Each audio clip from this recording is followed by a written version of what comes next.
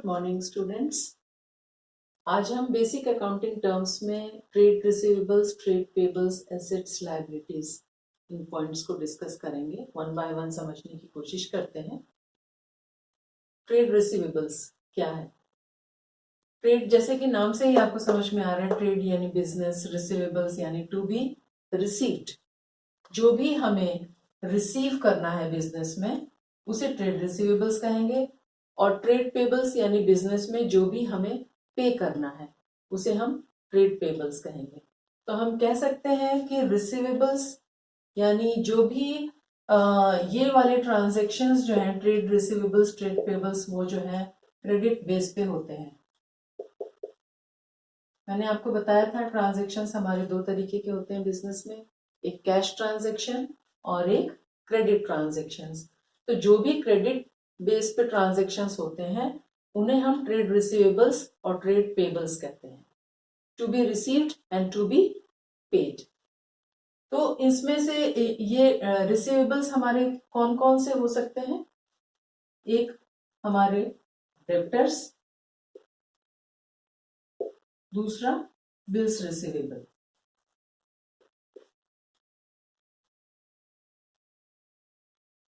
Debtors क्या होते हैं? जो हिंदी में अगर हम कहें तो डेटर्स का मतलब देनदार। आउटसाइडर से जो भी हमें रिसीव करना है, मान लीजिए ABCD 4 फॉर्म्स हैं, इन चारों फॉर्म्स को मैंने क्रेडिट पे सेल किया, क्रेडिट सेल किया मैंने कुछ गुड्स को, तो इनसे मुझे, इन चारों को हम क्या बोलेंगे? Debtors of our firm. हमारी कंपनी के लिए ये चारों बंदे जो हैं, क्योंकि इन्होंने अभी मेरा क्लियर नहीं किया है, बिल्स रिसीवेबल भी वही हुआ, जो भी बिल्स जो है वो आउटस्टैंडिंग है, जो मेरा अभी तक क्लियर नहीं हुआ है, जिसका पेमेंट मुझे अभी तक हुआ नहीं है, मैंने इन्हें क्रेडिट पे दिया था, उसे हम बोलेंगे to be received, bills to be received. Debtors जो फॉर्म्स हैं, जो कि जहां से मुझे अभी पैसा लेना बाकी है, उन्हें हम डेटर्स बोलेंगे। हिंदी में देनदार, जो कि मुझे पैसा अभी देंगे। तो दो तरीके से ट्रेड रिसीवेबल्स हो गए, दो तरीके के, debtors and bills receivables. Same way payables जो है वो कौन कौन से होते हैं? Creditors and bills payable. Creditors and bills payable are trade payables. Creditors क्या हुए? डेटर्स देनदार, और क्रेडिटर्स क्या हुए? लेनदार। हिंदी में हम इन्हें क्या बोलेंगे? लेनदार, जिन्हें मुझसे लेना है पैसा, जिनसे मैंने परचेज किया है, कुछ गुड्स मैंने परचेज किया है उधार पे, क्रेडिट पे, तो मुझे आई हैव टू पे मनी टू देम। तो मेरे लिए, मैं उनके लिए क्रेडिटर्स हुई, उस कंपनी के लिए। तो जो भी लेनदार हैं और जो भी बिल्स जो कि मेरे अकाउंट में अभी आउटस्टैंडिंग है, वो क्या हुए? मुझे पे करने हैं बिजनेस में, तो उनको हम बोलेंगे ट्रेड पेबल्स। क्लियर हुआ ये?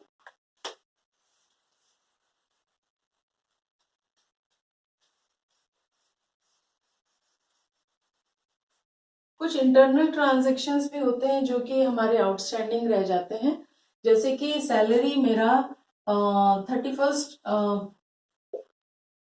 मार्च को मुझे सैलरी देना था अपने एम्प्लॉयज को। 31 मार्च 2020 ले लेते हैं हम, इसमें हमें सैलरी देना था अपने एम्प्लॉयज को, लेकिन मैंने ये सैलरी उन्हें नहीं दिया। 1 मार्च को, 1 अप्रैल को ये क्या हो जाएगा? आउटस्टैंडिंग हो जाएगा। 1 अप्रैल 2020 को ये सैलरी को हम क्या बोलेंगे? Outstanding salary.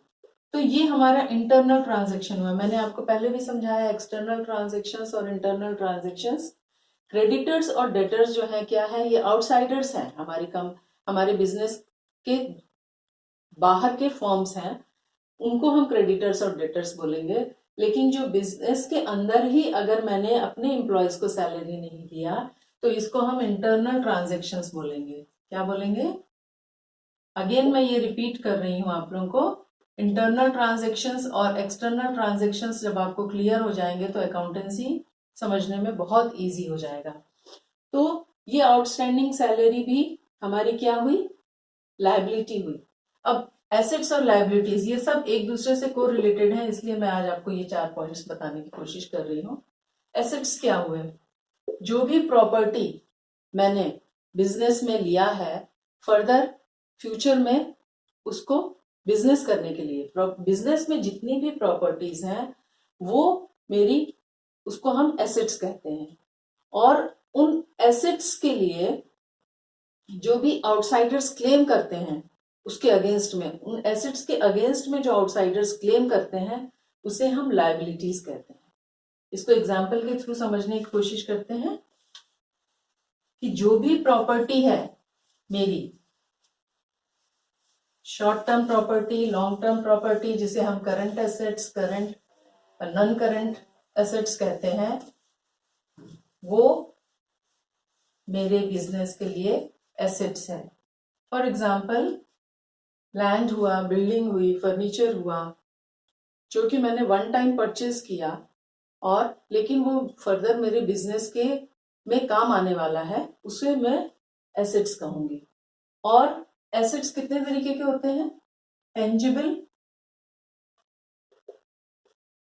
And intangible. Tangible assets are those assets which can be touched, जिसे हम छू सकते हैं। जैसा मैंने बताया, लैंड हुआ, हमारा कैश हुआ, बैंक में बैलेंस जो है, जो भी कैश है हमारे पास, और जो भी हमारी प्रॉपर्टी है, फर्नीचर है, लैंड है, बिल्डिंग है, मशीनरी है, they can be touched which we can feel, तो उनको हम टेंजिबल एसेट्स बोलते हैं।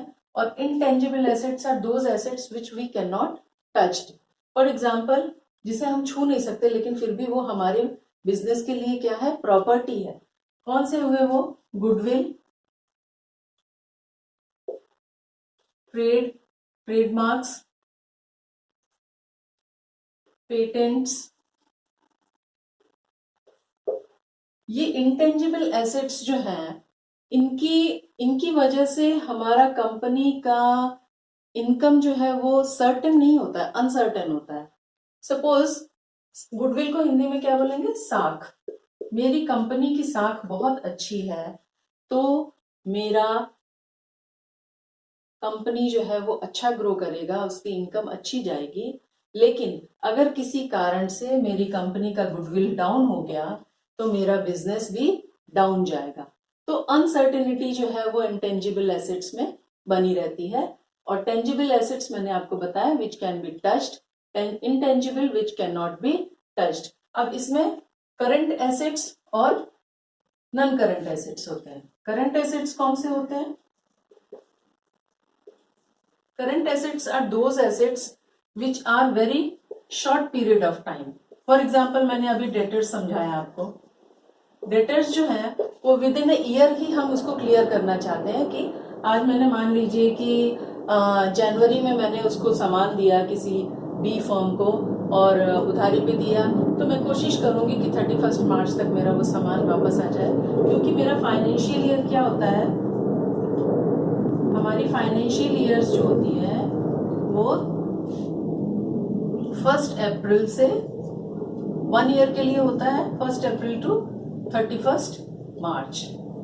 ये हमारा फाइनेंशियल ईयर है। तो जो with in a year clear होने वाले जो हैं उनको हम करंट एसेट्स कहेंगे।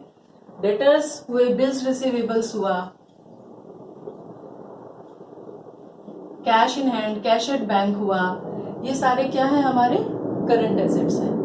और नॉन करंट एसेट्स जो होते हैं वो लॉन्ग टर्म के लिए होते हैं, जो 1 साल से दूसरे साल में चले जाते हैं, उनको हम नॉन करंट एसेट्स बोलते हैं। मोर देन अ ईयर को नॉन करंट एसेट्स बोलेंगे, और within a year current asset. Same way liabilities मैंने बताया, लायबिलिटीज जो होती हैं वो claim of outsiders towards our business.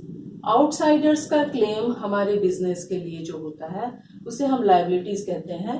जैसे कि क्रेडिटर्स हुआ, मैंने आपको समझाया क्रेडिटर्स क्या हुए, ये हम पर क्लेम कर सकते हैं क्योंकि हमने इनसे उधार पे पैसा लिया हुआ है और मुझे इनको वापस करना है, तो ये क्रेडिटर्स मेरे बिजनेस पर क्लेम कर सकते हैं मेरा अपना पैसा लेने के लिए, उन्हें हम क्रेडिटर्स कहेंगे। बिल्स पेबल्स भी उसी तरीके के हुए, ये भी क्या हुए, करंट लायबिलिटीज हुई।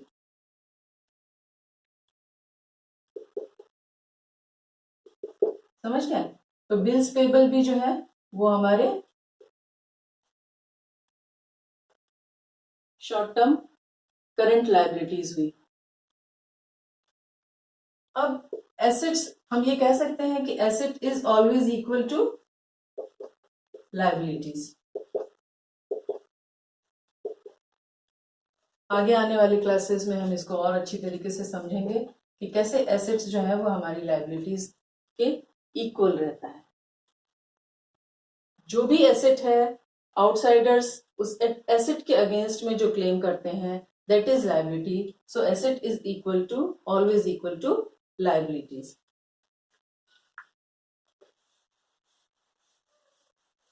कुछ और टॉपिक ले लेते हैं।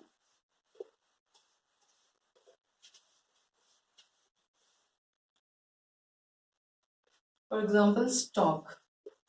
What is stock? Business transaction में स्टॉक जो है, जैसा मैंने बताया आपको, फाइनेंशियल ईयर हमारा क्या है,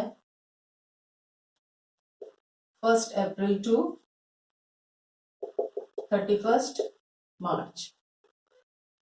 अब मान लीजिए मैंने थ्रू आउट बिजनेस किया, मेरा फर्नीचर का बिजनेस है, थ्रू आउट मैंने बिजनेस किया। अब जो भी 31 मार्च को जो भी स्टॉक मेरा रिमेनिंग रह गया, रिमेनिंग पार्ट ऑफ द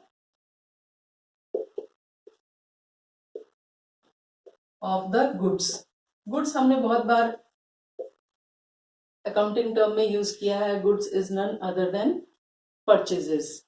जो मैंने परचेजेस आपको समझाया था कि कमोडिटीज जो भी हम परचेस करते हैं या गुड्स जो भी हम परचेस करते हैं फर्दर अपने इनकम को ग्रो करने के लिए, उसे हम परचेज या गुड्स कहते हैं। तो remaining part of the goods जो हमारी बच गई, उसका अमाउंट जो है हम कैलकुलेट करेंगे और वो अमाउंट हमारा क्लोजिंग स्टॉक जो है उस ईयर का क्लोजिंग स्टॉक हो जाएगा। 31 मार्च का क्लोजिंग स्टॉक हमारा जो भी हमारा बच गया थ्रू आउट ईयर के सेलिंग के बाद, उसे हम क्लोजिंग स्टॉक कहेंगे। और वही क्लोजिंग स्टॉक जो है, सेम क्लोजिंग स्टॉक हमारा ओपनिंग स्टॉक बन जाएगा नेक्स्ट ईयर फाइनेंशियल ईयर में। समझ में आया? मान लीजिए मेरा क्लोजिंग स्टॉक 40,000 रुपीज का था, 40,000 का मेरा फर्नीचर बच गया सेल करने के लिए, तो ओपनिंग स्टॉक भी मेरा नेक्स्ट फाइनेंशियल ईयर का 1 अप्रैल को वही मेरा ओपनिंग स्टॉक हो गया। समझ में आया? एक और ले लेते हैं, वाउचर। What is voucher? जो भी बिजनेस ट्रांजेक्शन्स हम करते हैं, उस बिजनेस ट्रांजेक्शन्स के लिए हमें डॉक्यूमेंट्री एविडेंस चाहिए होता है। जैसे कैश मेमो हुआ, बिल्स हुए, ये सारे क्या है, डॉक्यूमेंट्री एविडेंस है कि हमने कैश पे लिया है, क्रेडिट पे लिया है। तो कोई भी हमें बिना एविडेंस के तो हम एक दूसरे को कोई भी चीज लेन देन नहीं कर सकते। तो उनका जो रिकॉर्ड होता है उसको हम वाउचर बोलते हैं। डॉक्यूमेंट्री एविडेंस जो भी होते हैं बिजनेस में, एविडेंस, उनको जो है हम वाउचर कहते हैं। इन वाउचर्स को हम क्रोनोलॉजिकल ऑर्डर में, मान लीजिए मंथली बेसिस पे हम बना रहे हैं, तो क्रोनोलॉजिकल ऑर्डर में हम इसे एक फाइल में डालते जाते हैं और फिर हम उसकी एंट्री जो है बुक ऑफ अकाउंट्स में करते हैं। ऑल रिसिप्ट्स का हम एक जगह कर देते हैं, ऑल पेमेंट्स का एक जगह कर देते हैं। इन दोनों को, रिसिप्ट्स एंड पेमेंट्स को, वाउचर कहेंगे। Clear? Bad debts and bad debts reserve मैंने आप लोगों को पार्ट 2 में समझाया था, अगेन उसको रिपीट नहीं करूंगी, आप उसको देख लीजिएगा पार्ट 2 मेरा। तो आज हमारे ये चैप्टर पॉइंट्स जो हैं क्लियर हुए, trade receivables, trade payables, assets, liabilities, stock and voucher. Next class में हम अकाउंटिंग प्रिंसिपल्स के बारे में समझेंगे और जानेंगे। मेरा पार्ट 1, पार्ट 2, पार्ट 3 में बेसिक अकाउंटिंग टर्म्स क्लियर हुआ है। इसे आप रिपीट करेंगे, अगर बार बार देखेंगे 2-1 बार में, तो आपको अच्छे से क्लियर हो जाएगा। थैंक यू, मिलते हैं नेक्स्ट क्लास में।